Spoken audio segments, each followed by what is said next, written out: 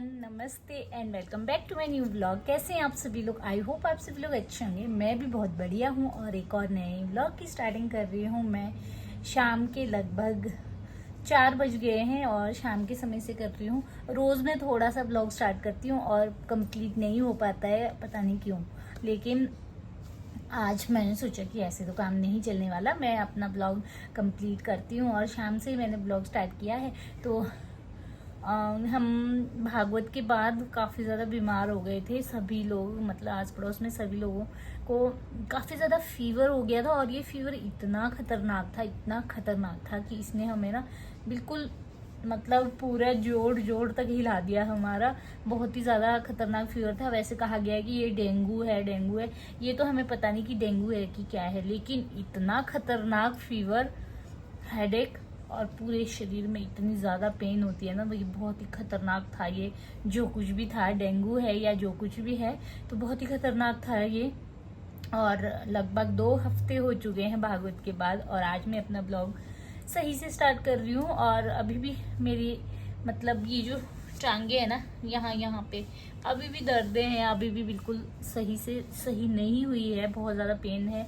और जैसे हम कुछ भी थोड़ा सा ज़्यादा काम कर रहे हैं तो थकान हो रही है बहुत ज़्यादा। तो ऐसा कुछ फीवर था, बहुत ही खतरनाक वाला। तो आप सभी से भी रिक्वेस्ट है कि बच कर रहें भाई इस फीवर से।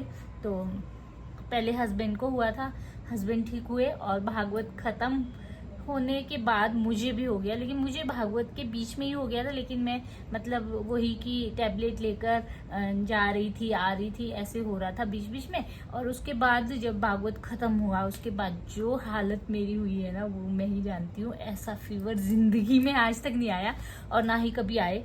और मैं सभी से रिक्वेस्ट करती हूँ कि बच कर रहे हैं। ये बहुत ही खतरनाक था जो भी था। अगर ये डेंगू है ना, तो डेंगू बहुत ज़्यादा खतरनाक है।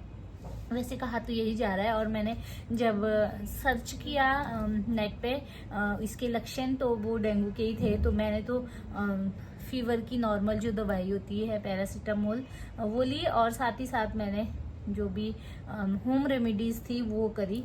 और डॉक्टर के पास तो मैं नहीं गई क्योंकि मुझे बहुत डर लगता है डॉक्टर के पास जाने से। और बहुत हैवी डोजेस की दवाइयाँ जो होती है ना, वो मैं बिल्कुल नहीं ले पाती हूँ। इसलिए मैंने होम रेमेडीज़ की, तुलसी का काढ़ा और पपीते के पत्ते, पपीता, अनार का जूस, और जो भी होम रेमेडीज़ पॉसिबल थी, इलायची, लौंग, इलायची, अदरक, शहद, सारी की। और उसी से मैं ठीक हुई हूँ। लेकिन अभी भी मतलब कमजोरी इतनी ज़्यादा हो गई है ना कि अभी भी शरीर में थोड़ा बहुत हल्का दर्द है। चलिए ये सब तो चलता रहेगा। मैंने सोचा कि चलो ब्लॉगिंग स्टार्ट कर लेते हैं। अब बहुत ज़्यादा दिन हो गए हैं स्टार्ट नहीं किए हुए। मतलब मैं ये था कि थोड़ा बहुत स्टार्ट करती थी, बस फिर वो थोड़ा सा ही होता था, आगे कंप्लीट हो ही नहीं रहा था।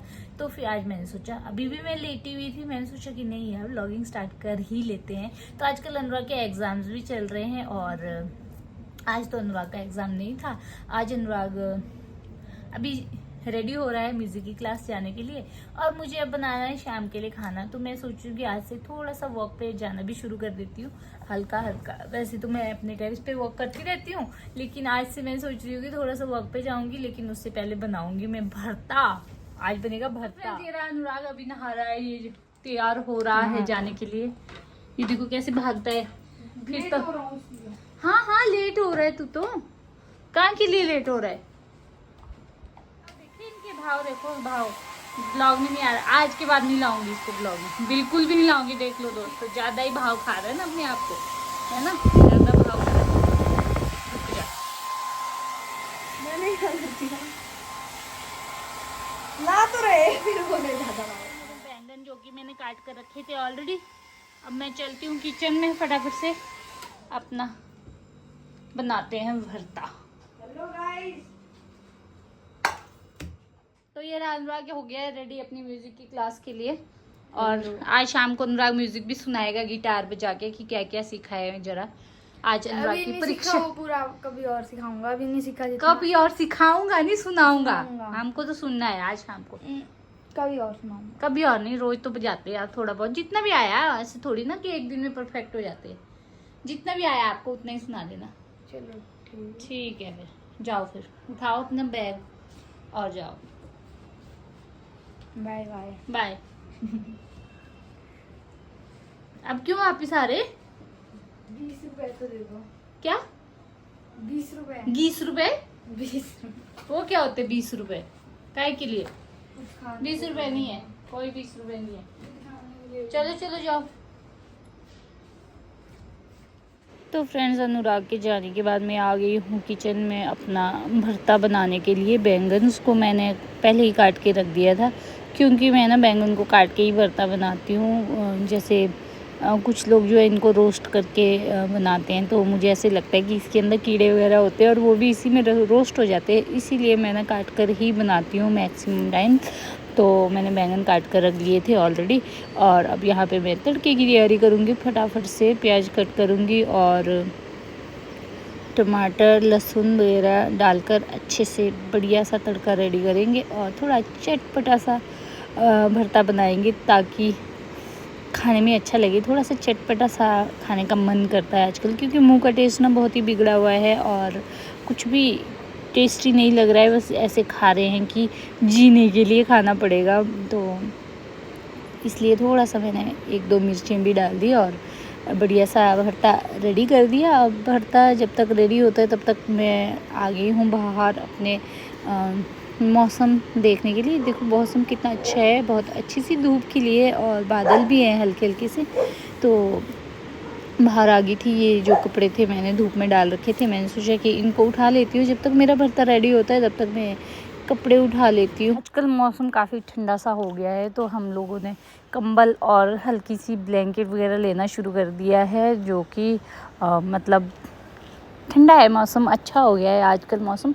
लेकिन दिन को धूप लगी थी तो इससे थोड़ी सी गर्मी थी, लेकिन उतनी ज़्यादा गर्मी नहीं है। अब मौसम काफ़ी अच्छा है, क्योंकि हर रोज़ बारिश हो रही है हल्की हल्की सी, जिसकी वजह से मौसम काफ़ी ज़्यादा अच्छा है। और ब्लैंकेट वगैरह लेनी पड़ती है अब तो हम लोगों को।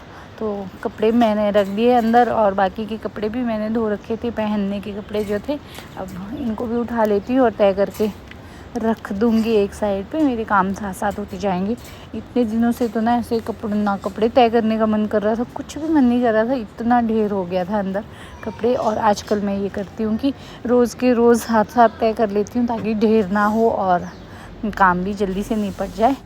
तो कपड़े तय करने के बाद मेरे पास थोड़ा टाइम था, तो मैंने सोचा कि फ्रांस बीन को कट करके रख देती हूँ। और मैं बैठ गई थी फिर फ्रांस बीन को कट करने के लिए, क्योंकि इसको कट करने में ना बहुत ज़्यादा समय लगता है।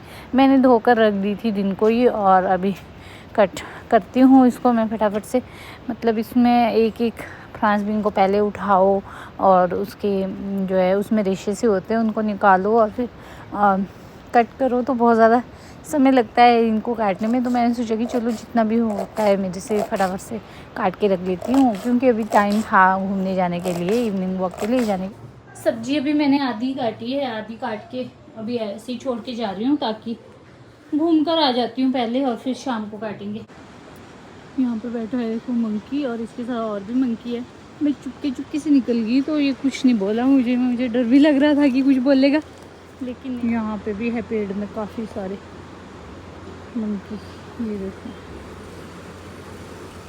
यहाँ पे चल रहा है हमारे रोड का कंस्ट्रक्शन का काम, अभी यहाँ तक पहुँचा है और पूरा हो ही चुका है। और दूर तक ही आई थी मैं घूमने, अब जा रही हूँ वापस। धूल इतनी ज़्यादा उड़ रही है, गाड़ियाँ ही गाड़ी आ रही है और डस्ट हो रही है, तो मैंने सोचा कि अब चलती हूँ वापस। काफ़ी चल लिया, तो चलो अब चलते हैं वापस। नहीं गई मैं, थोड़े दूर तक ही आई, तो अब चलती हूँ वापस। और आजकल ना इतना घास उगा हुआ है, क्योंकि रोज़ ही बारिश हो रही है। पीछे आप देख सकते हैं कितनी हरियाली, घास ही घास है, तो मच्छरों के होने का भी ज़्यादा डर है और डस्ट भी बहुत ज़्यादा उड़ रही है। शाम का व्यू कुछ ऐसा है, बहुत ही सुंदर सा है। सतलुज नदी अपनी रफ्तार में बह रही है और ये रहा मौसम बहुत ही बढ़िया सा। फाइनली मैं घर आ गई हूँ घूम के। अब खोलते हैं अपनी रूबी को। कैसे बैठी है वेट में। हाँ रुक जा, ऊपर मत चढ़। क्या खुश हो रही। अब करते हैं वेट हस्बैंड के आने का और अनुराग के आने का। अभी कोई भी नहीं है घर में, मैं ही हूँ, तो अब उनका वेट करते हैं बैठ के। और रूबी को भी घुमाते हैं थोड़ी देर। मैंने इसको खोल दिया है घूमने के लिए। पीछे कुछ दिनों में ना हम इसको खुला रख रहे थे तो अच्छे से घूम रही थी, और फिर मैंने इसको हल्की सी चेन लगाई गले में और इसने भागना ही शुरू कर दिया। फिर से हमने इसको थोड़ा सा बांध के रखना शुरू किया, क्योंकि आजकल बारिश भी हो रही है और बहुत सारे गंदे गंदे से कुत्ते होते हैं जिनको कीड़े लगे हुए हैं, तो उनके साथ जाकर ना ये भी गंदी हो जाती है, इसीलिए। ये देखो बुजुर्ग बूढ़े बाबा कैसे बैठे हैं आराम से। ऐसे तो ये लोग भी किसी को नुकसान नहीं पहुंचाते हैं, जब आपस में लड़ रहे होते हैं या फिर कोई उनको तंग करता है तो ही नुकसान पहुंचाते हैं। ये देखो आराम से बैठा है। रूबी को पता चल गया मेरा मालिक आ गया। नहीं नलाई